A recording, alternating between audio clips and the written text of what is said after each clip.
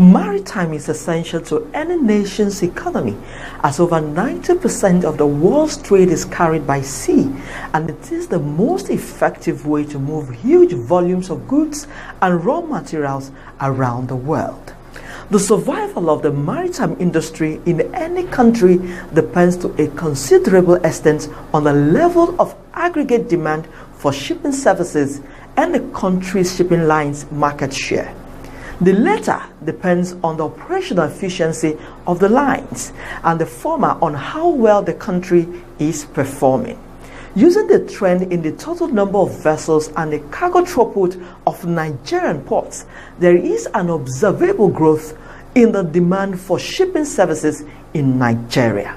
Welcome, many thanks for joining us on today's edition of Maritime Update, where we bring to you every week activities in the maritime industry. I am Norma Obiaswalo.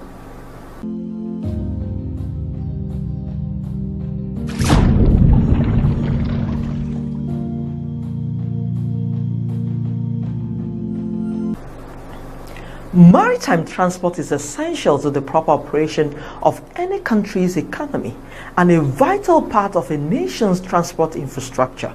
Without maritime transport, Nigeria would have been landlocked and its economy stagnant. Its importance to the Nigerian economy is in transportation, facilitation of trade and commerce, revenue generation, job creation, defense, security, and many more. Therefore, good laws are a necessary precondition for the development of the maritime industry, but they will only be effective if there is also the political will to enforce the laws and the practical capacity among government, relevant agencies, and stakeholders to carry them out. In this episode, we will be focusing on the impact of maritime law enforcement on the Nigerian economy, as maritime laws must be implemented to ensure industry development. First, let's look at the issues and developments that made news in the sector. Stay with us.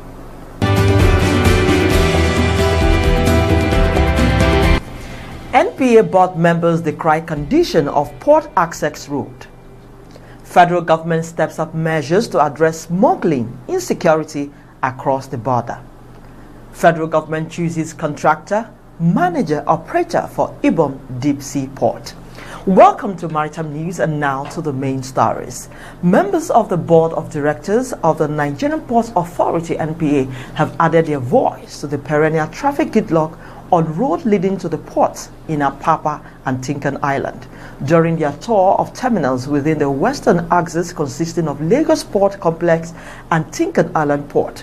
According to the board chairman, the management of NPA is aware of the challenges faced by terminal operators, port users, and the general public in accessing the port due to the gridlock. He assured that the NPA is working in synergy with other government agencies such as the Federal Ministry of Power, Work and Housing in cushioning the pressure on the roads leading to the port. The board chairman added that on completion, the Lekki Deep Sea Port, which is a product of private-public partnership (PPP) and great collaboration, would help in the efficient movement of cargo, and expressed the strong hope that the port will be a reference point within the Gulf of Guinea. The Minister of Foreign Affairs, Geoffrey Oyema, during a joint ministerial meeting with the Minister of Agriculture, Aldo Ogbe, over cross-border issues, said the federal government has stepped up measures to address challenges of smuggling and insecurity at the nation's border. The joint ministerial meeting, which had in attendance the Controller General of the Nigeria Immigration Service and the Controller General of Customs, was held in preparation of the forthcoming tripartite anti-smuggling committee meeting comprising Nigeria, Benin, and Niger Republic. Oyema expressed the current administration's determination to holistically address issues by working with the neighboring countries, as he noted that there is a political will now to finally and definitively address the security issues. Power South China International Group Limited Consortium has emerged as the preferred bidder for the Ibom Deep Sea Port Project, IDSP. This development was conveyed in a statement by the chairperson, Ibom Deep Sea Port Project Technical Committee, Ufom Osara. The selection, which followed a rigorous evaluation process conducted by the Evaluation Committee convened by the IDSP Ministerial Project Development and Steering Committee, MPDSC, on competing bids received in response to the IDSP request for proposal. Reacting to the development, the apparently satisfied Governor Udom Emmanuel of Akwa Ibom State, on behalf of the state, thanked the Federal Ministry of Transportation, FMOT, the Nigerian Port Authority, NPA, and the Infrastructure Concession Regulatory Commission, ICRC, for giving full support throughout the procurement process. And that's Maritime News. Maritime updates continue shortly. Stay with us.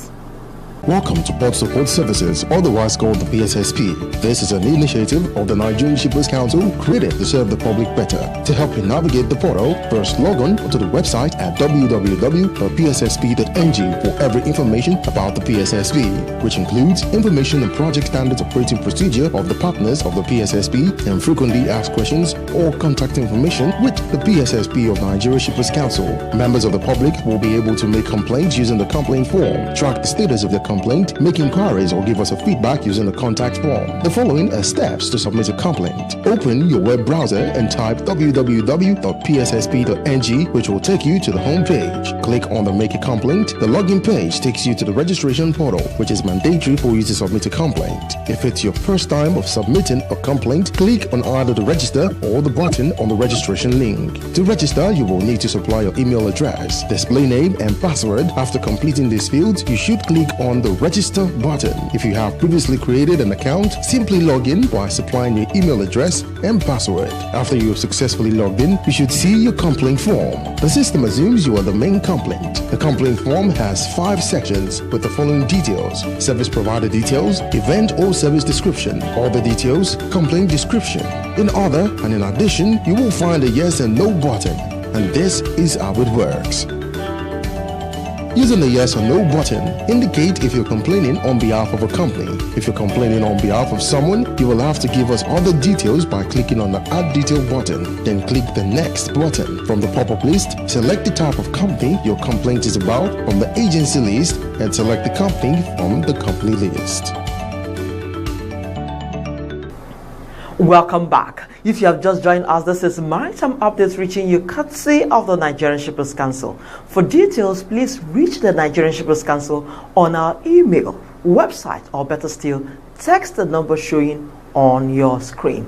And now to the guest of the week. She is Orisha Matosan Edodo Emori, an international maritime lawyer. In this chat, she shared on the importance of enforcing maritime law to ensure the sector's development. Stay with us.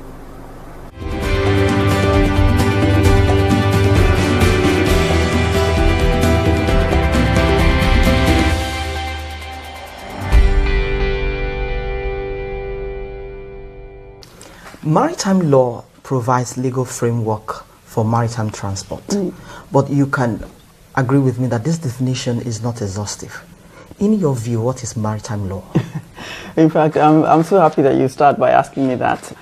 And I would say that maritime law, involves all the laws that governs the carriage of goods and persons by sea, by inland waterways, and also it involves the laws that govern flag administration of vessels and everything that has to do with that, and also the development of conventions and international legislations that governs everything that has to do with the sea.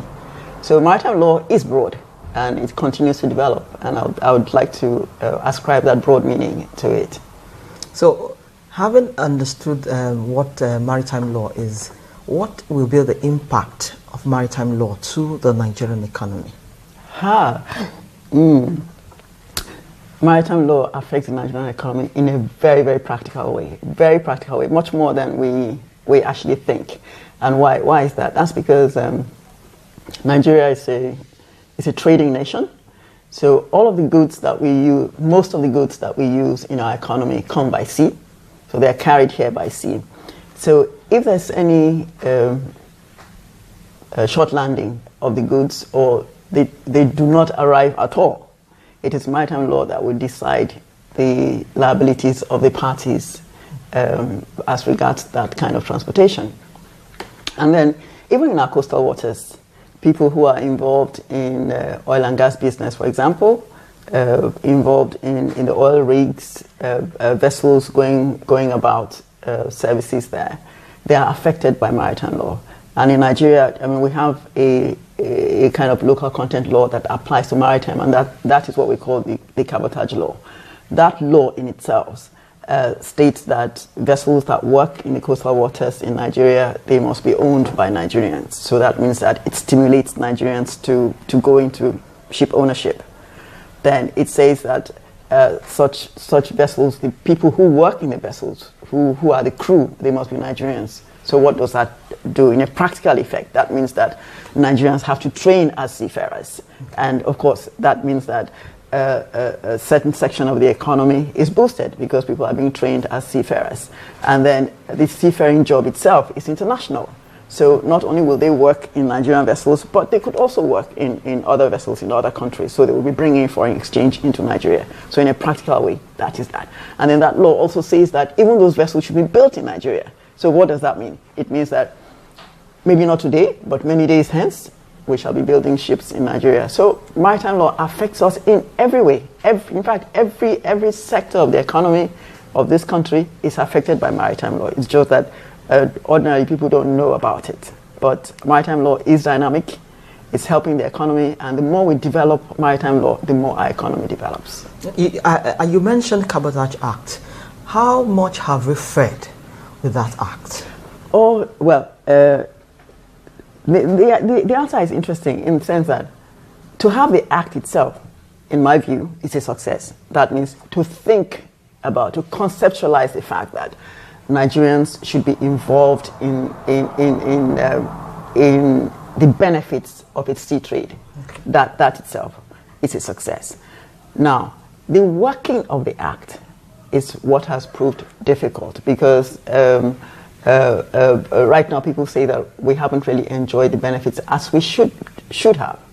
But that, in my view, is also progress because it means that we are testing the act and we are seeing that certain parts are not yet working as they should work. And so we're talking about doing something about it. For example, there's a part of the act which says that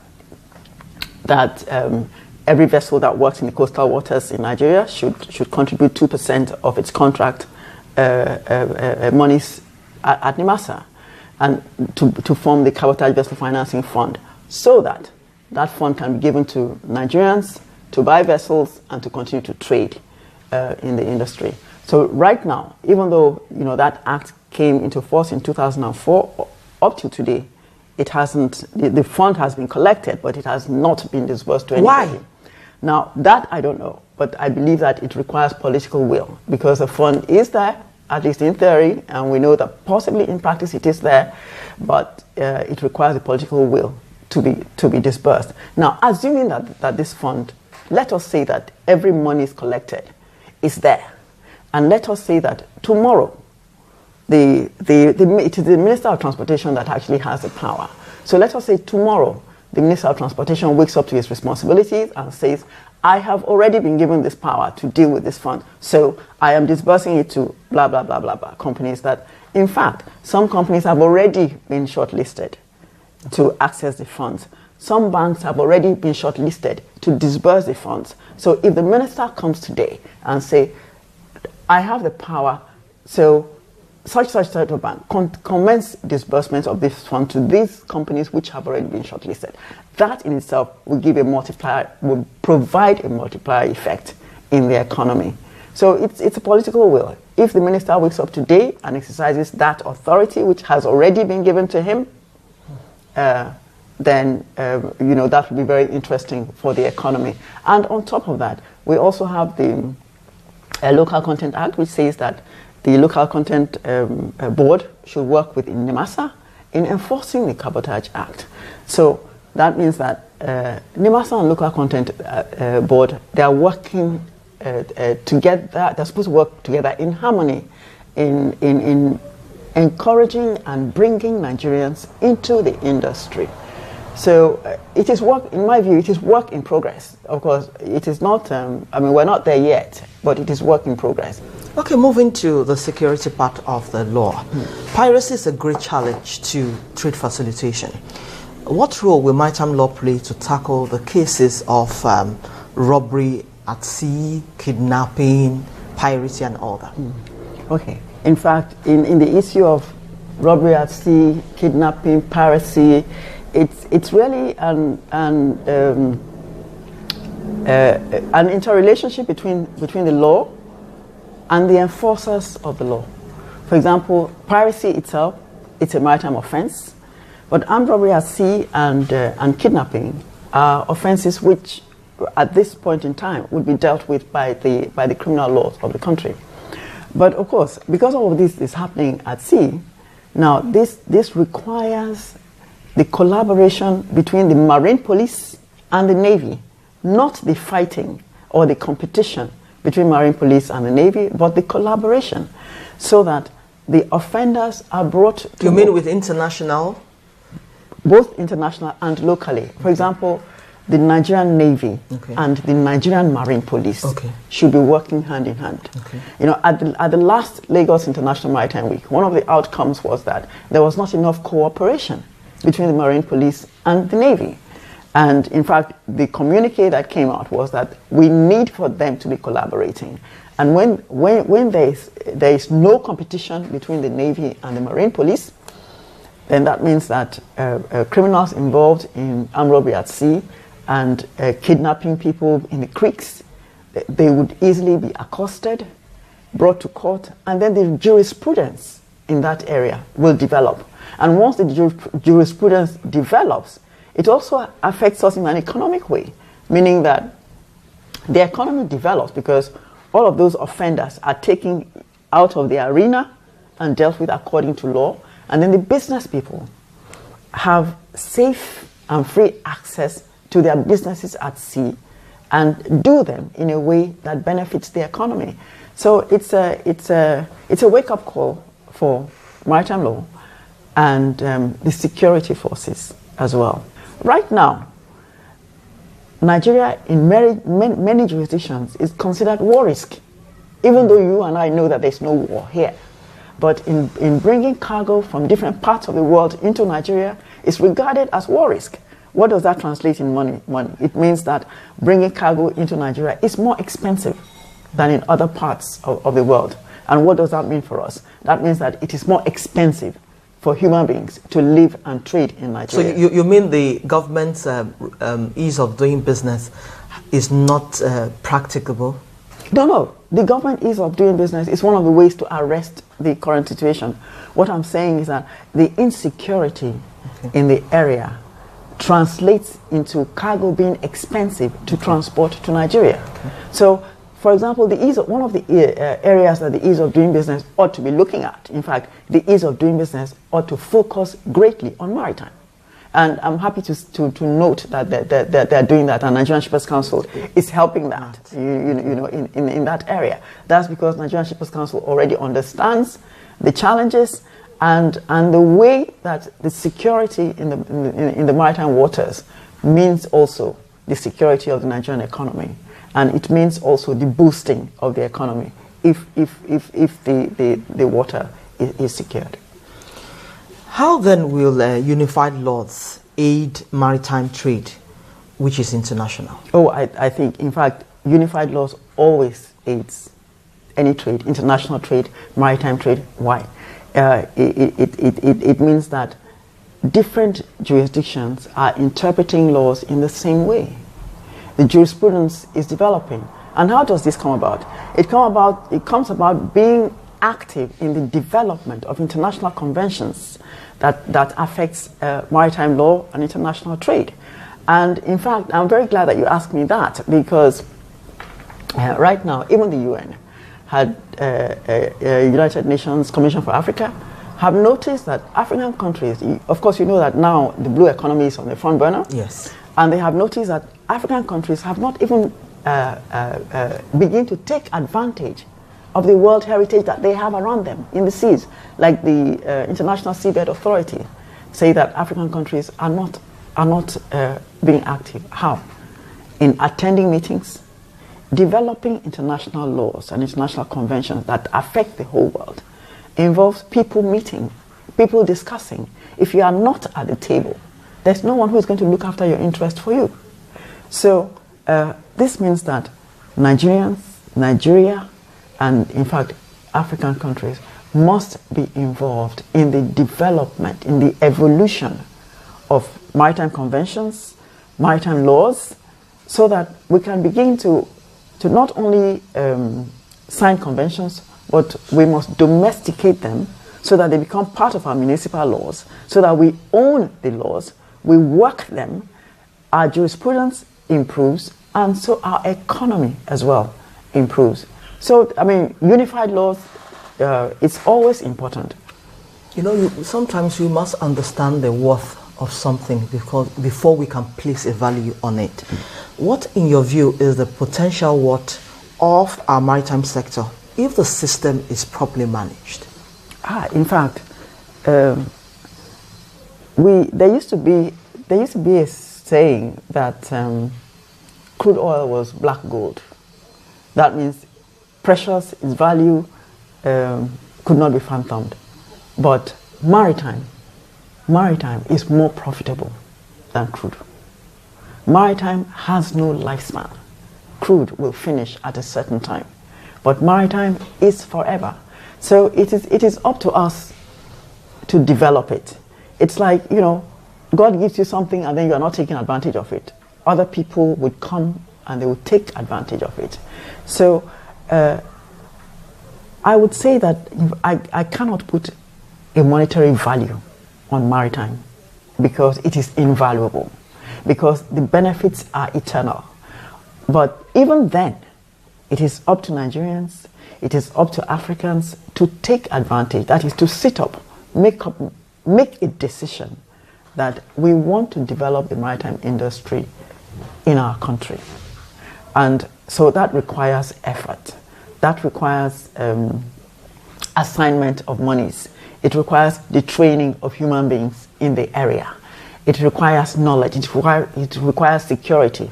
But above all, the important thing is the decision to develop, to concentrate on maritime. And that's why some of us are advocating in Nigeria for a ministry of maritime. That would be a fine place to end this interview. It's been Orisha Matuson Edodo Emora. She is an international maritime lawyer. Many thanks for coming on Maritime Update. Thank you. Thank you so much.